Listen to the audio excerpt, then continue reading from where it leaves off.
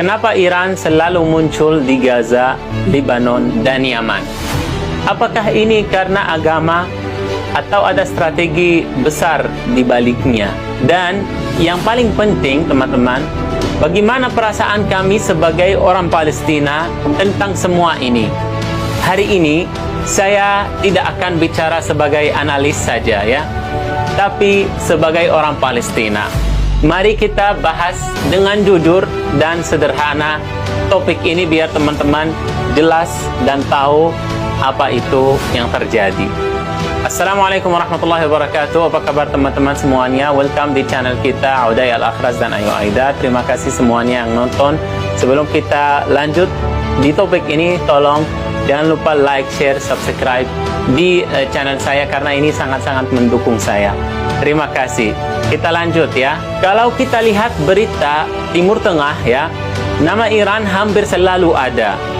Di Gaza ada para mujahidin ya. Di Lebanon ada Hizbullah, di Yaman ada Houthi. Kelompok ini sering disebut sebagai sekutu Iran ya.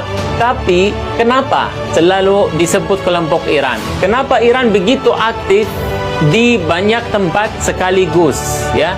Dia selalu punya jaringan di beberapa negara. Yang jarang dibahas adalah ini ya teman-teman. Iran bukan baru mendukung Palestina sebenarnya ya. Dukungan ini sudah berlangsung puluhan tahun yang lalu ya. Iran selalu support dan mendukung Palestina.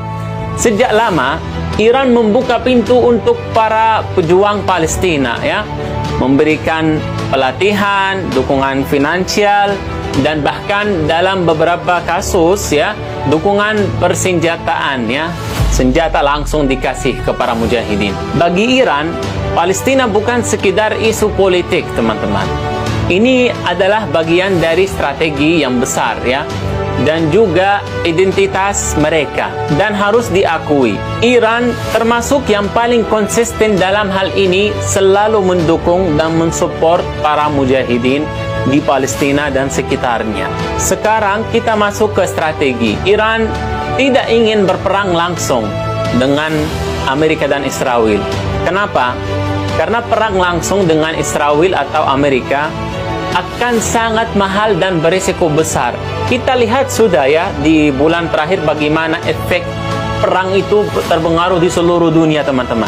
Jadi mereka menggunakan cara lain, proxy war ya, atau perang tidak langsung. Mereka mendukung kelompok di berbagai wilayah sehingga pengaruh mereka itu sangat meluas ya, tanpa harus berperang sendiri. Ini strategi yang cerdas sebenarnya ya, dan efektif ya. Tetapi para mujahidin, mereka terima bantuan dari Iran bukan karena itu, bukan karena mereka mewakili dari Iran, tidak. Tetapi karena para mujahidin itu menerima bantuan dari siapapun yang mau bantu Palestina untuk bisa merdeka. Iran melihat Israel sebagai musuh utama teman-teman. Tapi daripada menyerang langsung, mereka membangun tekanan dari berbagai arah ya. Dari Lebanon di utara, mereka mendukung Gaza ya di selatan. Ini membuat Israel selalu dalam tekanan ya, selalu dalam bawah ancaman, dan inilah salah satu alasan utama kenapa Iran mendukung kelompok-kelompok ini ya. Jadi menurut Iran itu akan mengurangi resiko perang sama dia sendiri. Tetapi kita lihat bersama bahwa akhirnya terjadilah perang antara Amerika dan Israel di Timur Tengah ya. Sekarang kita masuk ke pertanyaan yang lebih sensitif ya. Kalau Iran bisa mendukung Palestina selama puluhan tahun, kenapa banyak negara muslim lainnya tidak melakukan hal yang sama? Kenapa sebagian hanya berbicara tapi tidak bertindak sama sekali, tidak beraksi? Mereka tidak membantu Palestina secara real ya. Sebenarnya ada beberapa kemungkinan, ada beberapa alasan. Pertama, mereka takut ya, mereka takut tekanan internasional ya, takut kepada Amerika dan Israel ya, takut tekanan dari Amerika. Ada beberapa negara Muslim yang punya hubungan ya, yang memiliki hubungan terbuka ya, atau diam-diam dengan Israel, banyak sekali ya dari negara-negara Muslim. Yang kedua, kepentingan dalam negeri ya. beberapa pemerintah lebih fokus pada stabilitas internal mereka. Jadi mereka memilih untuk tidak terlibat, tidak campur dengan kasus Palestina, tidak peduli. It's not my problem. Like that. Ya. Ini realita yang sangat pahit, teman-teman. Tapi nyata. Karena banyak negara Muslim yang tidak mensupport Palestina. Ya. Ini hal yang menyedihkan. Tetapi ini faktanya, dan mudah-mudahan satu hari nanti semua umat Islam menjadi bersatu mendukung Palestina lebih maksimal lagi untuk merdeka insyaallah ta'ala. Sekarang izinkan saya bicara dari hati, teman-teman. Sebagai orang Palestina, kami tidak melihat siapa kamu, ya.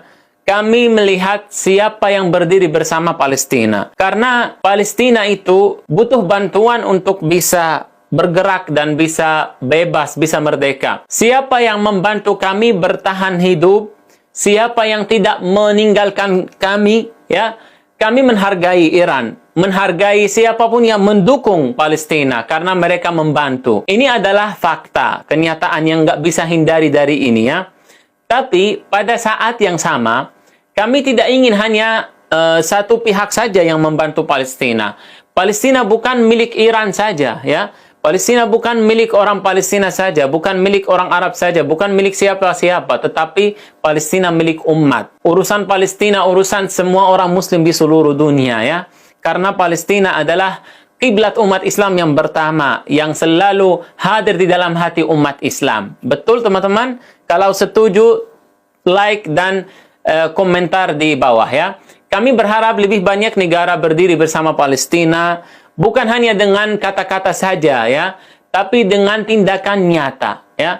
Dari Indonesia, Malaysia, Turki, hingga negara-negara Arab, ya, semua negara Muslim di seluruh dunia, kita butuh bantuan mereka, butuh suara mereka, ya, untuk bisa kita bebas dan sholat di Masjidil Aqsa satu hari nanti insyaallah ta'ala.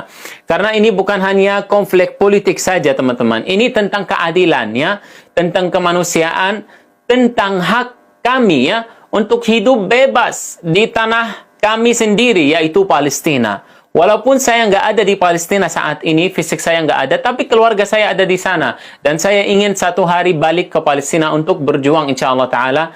Tetapi kondisinya masih belum bisa, ya. Kami tidak mencari perang tanpa akhir, teman-teman. Kami ingin hidup dengan damai.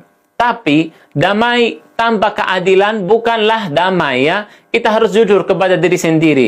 Yang terjadi saat ini cuma janji-janji palsu dari beberapa negara, ya, yang mereka terlibat di Board of Peace, tapi belum ada aksi yang benar-benar real yang membantu saudara-saudara di Palestina saat ini. Jadi, ketika teman-teman melihat Iran mendukung Gaza, Lebanon, atau Yaman, ingatlah, ini bukan cerita sederhana, ya. Ada strategi dari situ, ya. Ada politik, ada penderitaan manusia, ada hal yang lebih besar dari itu, ya.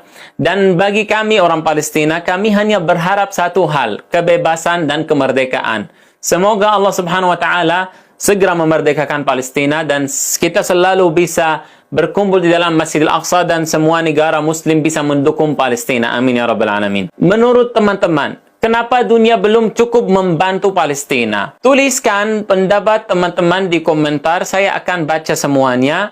Dan jika teman-teman peduli dengan kebenaran, peduli dengan Palestina, jangan lupa, ya, bagikan video ini dan agar lebih banyak orang membuka mata dan support, ya, saya dengan like dan subscribe di channel saya. Mudah-mudahan Allah Subhanahu wa taala menjadikan kita orang yang peduli untuk Palestina dan yang selalu insyaallah taala terlibat di dalam urusan Palestina, karena sekali lagi Palestina bukan urusan siapa-siapa tetapi urusan umat Islam seluruh dunia, ya. Barakallahu fikum wa jazakumullahu khairan katsiran.